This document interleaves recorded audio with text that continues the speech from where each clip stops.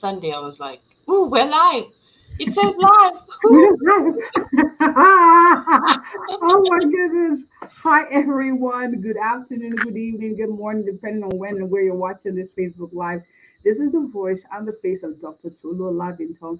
I'm the CEO and the co-founder of Livingspring Family Medical Center here in the awesome city of Mansfield, Texas, not too far from Dallas, where we believe in helping our patients live long and well because we believe the quality of life is just as important as the quantity of life. If you are watching live, please hashtag live. And if you're watching replay, hashtag replay. I am very happy and excited to be having this conversation with a colleague, with a friend, and psychiatrist, Dr. Vineka Heeramun. Thank you so much for coming, Doc. How are you? I am good. Thank you for the honor. I am privileged that you have me on your platform. Thank you so much. You are a wonderful person, wonderful doctor, and I love your Facebook lives. Thank you. And thank you for coming on. I appreciate you. I appreciate you. Now, that being said, my first question to you is this, Doc. Can you kindly introduce yourself? Who are you and what do you do? So I'm Vineka Heeramun. They call me Dr. H because my name is too complicated, apparently. Um, I'm the CEO and founder of Joyful Horizon. We're based in Utah. We're an outpatient mood disorder clinic. We specialize in treatment-resistant depression and offer medication management as well as more uh, other treatment modalities like spravato, which is the intranasal ketamine, and TMS, which is transcranial magnetic stimulation. Um, and I just have been dreaming to say this. So, quoting Dr. Tolu, copyrights to Dr. Tolu, if you're looking for a psychiatrist to make your life better, to get your life back together from depression again, I am she. I love it. I love it. And well said. I love it. Well said. All right. So my next question to you is, and I'm putting a post right here because one of the things I love about what you do is that you help patients feel joy and regain back their health by mastering their mental health. And I'm putting a little comment there because that's big. You empower patients to live their best life from a mental standpoint, inside out. So I love, love, love, love what you do. Now, Doc, my next question to you is this though. What got you started? Like, why do you do what you do? So what got me in the novel treatments were, so I have been doing inpatient psychiatry. I've stepped down a bit now. I do fewer hours, so I can dedicate more time to the clinic. But in inpatient psychiatry, we see only a glimpse of the patients. They are there for 5 days, 7 days, and then I always wonder what's going on with the patient. How are they doing? So that was the idea of starting an outpatient clinic, but it is so frustrating to see patients going from one medication to the other and it's not working. They're still struggling. So I decided to incorporate transcranial magnetic stimulation, and the results have been astounding, phenomenal. Mhm. And then for those patients that don't respond to TMS, that's how we got started with Spravato. The patient is still in remission. It's been 1 year since I've seen the patient now. She is doing still good after a few treatments of Spravato. So it's I think this is the way of the future. It's gonna more insurance. Well, all the insurances except, for example, in Utah, Utah Medicaid doesn't cover it yet, Mhm. but all other insurances cover it. They recognize it as an effective means of treating treatment-resistant depression, and the criteria are getting even less stringent. It used to be, for example, for some insurance companies, 4 antidepressant Mhm. trials, two different classes of medications and therapy before they approve it, and now it's leaning more towards maybe two or three. So insurance companies are also recognizing how effective those other treatment modalities are. Awesome. I like what you do in that also, you know, treatment resistant depression is not like there's no hope. There's hope. There Um, is hope. That's the there are thing. options. There are options. Because people come in and desperate. They're like, what do I need to do? Like, I've tried this. I'm tired. There's no hope for me. They are suicidal. So that gives them hope, Mm, and mm, they mm. respond really well to it. Awesome. Awesome. Now, for those of you who are watching, we're talking about the topic. Doc, I seem to be more depressed during certain weather seasons. Any tips? So my first question in regards to that is: are there, in your line of work, have you noticed that there are seasons depression seems to peak? Oh my goodness. It's a very timely question because last winter was really rough. Mm, Probably in most parts of the US, but in Utah, it was probably the worst winter we've had in wow. 40 years. Like we couldn't go to work. There was so much snow. It was lasting forever. We had snow till like the beginning of May. So we really noticed the increase in the seasonal affective disorder, which is our topic today.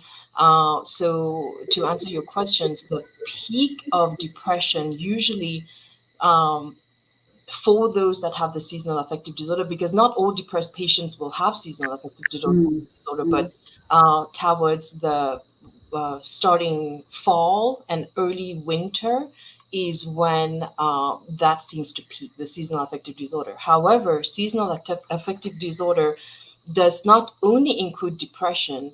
The winter depression is the most common form of it, but it can mm, also be the opposite. So hypomania and mania, the mood disorder encompasses that as well. So we also need to watch out for that. Like for example, there are very few cases, well, the minimal cases of the resurgence of mania or hypomania would be in the winter months, but usually the opposite, like springtime or summertime, people start having more energy. But for bipolar patients, they might actually get into a manic episode or a hypomanic episode. And also, we also have to watch out for increased suicidality because, let's say, during the winter months, the patients have less energy. They are suicidal, they are hopeless, but then they start feeling better. So it's not just that their depression will remit, but also they have energy to now act on their mm, suicidal thoughts. mm, So we mm. have to watch out for that too. But in general, the symptoms for seasonal affective disorder will be the predominant symptom would be that the patients would be very fatigued, very tired, have difficulty getting up in the morning. They just want to stay in bed, cover up Mm, stay covered under their sheets, have difficulty going to work. Some for some patients, they might also feel suicidal, but mostly it's that kind of like that drag, that lack of energy, mm, that mm, sensation of hopelessness that tends to come in, and it's kind of like a hibernating mode sort of. So people are wow. more hungry and they crave carbohydrates, they're sluggish, they kind of have that mental fog where they have difficulty focusing, um, and they are the energy levels is predominantly affected. Okay. And so I know we talked about it already, but for definition's sake, what would you say is seasonal affective disorder? I know you mentioned now that yes, there's one type in the winter, but are there different types? So there are, it's what it stands for, seasonal affective disorder. It goes by the acronym of SAD, which is a very, because that's the predominant form of it. So, but what it stands for is basically mood disorders associated with seasons. Okay. So it tends to be the most common form is the winter depression, where people will be more depressed in the start of winter or the during fall typically.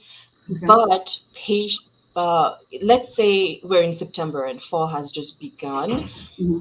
Patients may not notice the full effect of it till, let's say, December or January. So they initially start feeling like, oh, I'm a little tired, but probably it's work.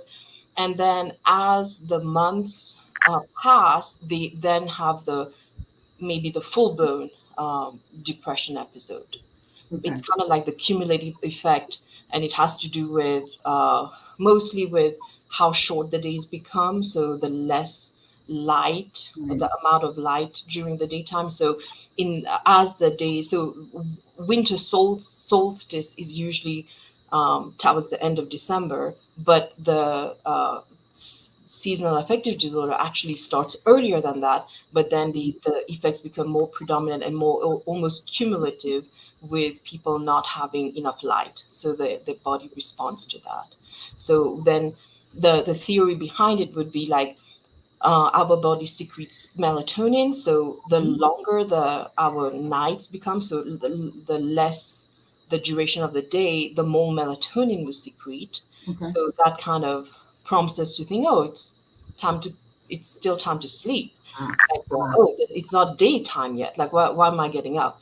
And then it also decreases the level of serotonin, which is a very important neurotransmitter, which helps with mood improvement. So those are kind of like potential theories of what's going on hmm, in seasonal affective disorder. Interestingly, it's more common, like probably 3 or 4 times more common in women than men, and also more common the further we go from the equator. So in the northern latitudes, it's Scandinavian countries or higher up in the, or closer to the northern poles or southern poles as well. It tends to be more predominant. okay. Thank you for that. And so let's talk prevention. Is it possible to prevent it, knowing that the tendencies, is worse at certain seasons? Can you anticipate it and prevent it? Are there any tips, hacks to that? Yeah, so the most important thing is the recognition of the symptoms. So when people start feeling more sluggish, more tired, and everybody presents in a different way. Okay. As I said, it's kind of like spectrum of symptoms. In the most severe form, people even feel suicidal, but in the milder forms, it becomes more like they are dragging. They have less energy. They don't want to get out of bed. They are wondering like, what's wrong with me? Well, you might have the onset of seasonal affective disorder. So, first, recognizing it, and then trying to have as much light as possible. So, even though as the day gets shorter and shorter, to try to go out for a walk. And some places you might not, see the sun for a couple of days. And in these conditions, probably getting a light box or like a SAD box, they also call it, for seasonal affective disorder. Um, and what to look for when purchasing a light box would be that it emits like 10,000 lux. So lower than that is not as effective, but 10,000 lux, that's kind of like the measurement for the light. It's white light, so people can purchase that. And then try to um, do as much self-care routine as possible, because you like it's more prevalent in patients that are depressed, but anybody can have seasonal affective disorder as well. But so what happens is that, let's say any kind of stress can affect somebody, and they have some amount of they can cope with it better. But let's say they're already now affected by seasonal affective disorder, it becomes more difficult to overcome that stress Mm, because that reserve is lower now, the threshold is less. So try to for example, go for a walk, keep moving, so that your body gets the signal like, okay, I don't see the light, but it is daytime because I'm moving. Eat healthy, try to see a therapist if needed, because then you can handle the stress better. Meditation can be helpful too, whereas that's another way to deal with the stress. Try to find things that you enjoy doing, because with as the seasonal affective disorder, as it progresses, you might notice that you have less interest in doing things that you enjoy doing most. So be aware of that so that you can schedule those things, plan those things better, all right, and awesome. then get Now, on top of it. I know you talked about some of it already. My next question: treatment. I'm seeing some of the preventive could also help with treatment, but generally Yeah. speaking, of course, these are medical suggestions. We do recommend that you schedule an appointment with your own doctors, clinicians, to help come up with a customized plan for you. But what are treatment options for someone who struggles with this? So as soon as so it's a recurrent illness. So after 2 episodes, you kind of know, okay, yeah, winter hits me hard. go to your primary doctor, go to your psychiatrist, and there are treatments for it. So because like serotonin is affected as a Mm, in the mechanism of the development for seasonal affective disorder, SSRIs have known to work. So starting somebody on medications during the fall winter period would help.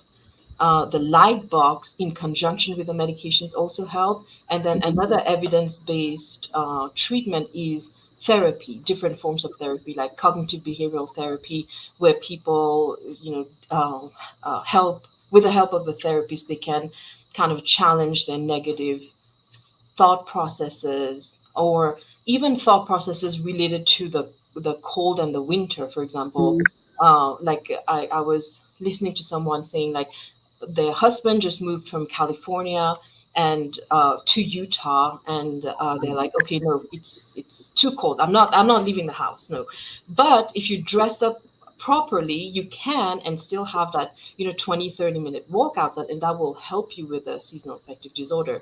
Therapists can also help with making a personalized plan of what is it that you can do during the winter mm, months to keep mm, get you going, to kind of okay, are there leisure activities you can schedule? What self-care activities can you do? What activities can you do to even get out of the house, or what routines can you adapt?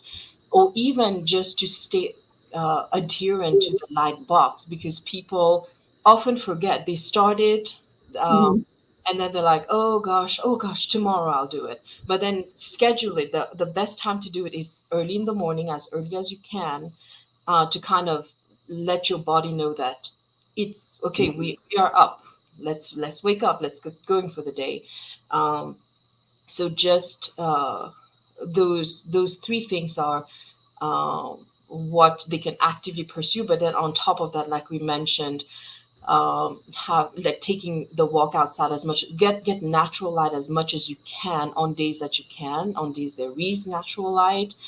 Get some exercise going, eat healthy, because in seasonal affective disorder we tend to crave carbohydrates and then gain weight and then get depressed mm. more because now we have gained more weight. So trying to eat healthy can help as well. Awesome. A lot of useful information. And I like how you mentioned using the light box early in the morning and scheduling it. So that way you know that that's what you need to do. It's like medication, take it every morning, turn it off on every morning. So this is good. For those of you who are watching live, please, you can comment in the section as well. Let us know you're here. And also you can tag people in the comment section as well. Those who could find this very, very useful. Now that being said, Doc, I have people who are watching who are like, wow, I like the way you explain this.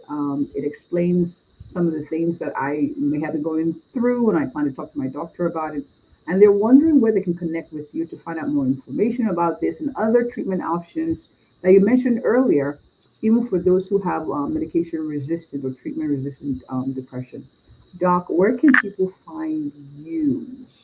Okay, so you can find us on TikTok, Joyful Horizon, uh, and also on Facebook at Joyful Horizon. Our website is joyfulhorizon.com. And then you can email us there. It's joy@joyfulhorizon.com. And then you can also call us. We have two offices in Utah. One is in Salt Lake County in West Jordan, and one is in American Fork in Utah County.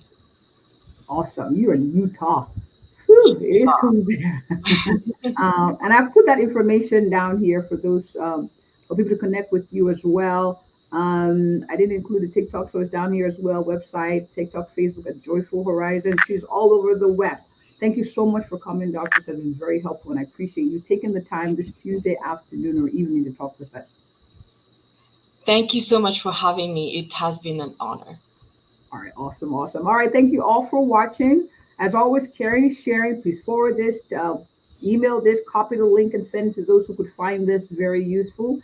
And as always, if you or anyone you know is looking for an awesome, a thorough, and a passionate family physician in the Mansfield, Texas area, I am she. Have a good one, everyone, and thanks for joining. Thank you, Doc. Bye. Thank you. Bye.